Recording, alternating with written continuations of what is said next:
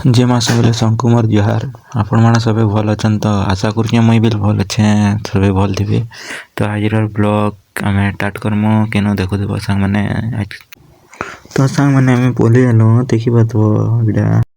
तो आम दुईटा पलि आलु देखी पार्थ बंश बता यहाँ नहीं सांग मैंने तो नहीं कर जिमु इहादे सांग मैंने देखुव इटा दुई लोक आईचु खाली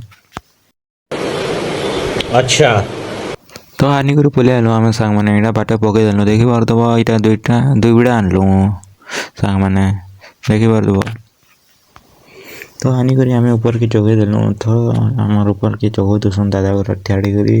तो मुझे ऊपर की पलि आसी सांग मैंने देखी क्या देशमी बोल देखसी देख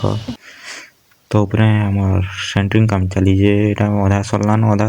काम चलीजे तो आर अधा बागिर अच्छे जहन न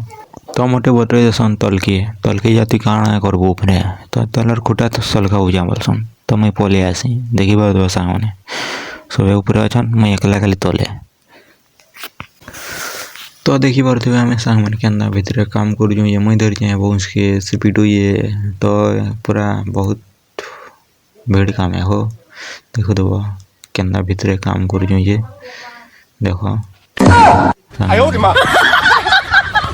तो आमर छुट्टी हो जासी बोले आम गाधी फाधी कर पलि आसू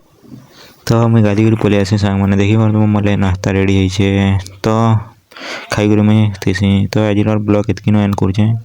फिर भेट नेक्स्ट ब्लॉग रे जे मास।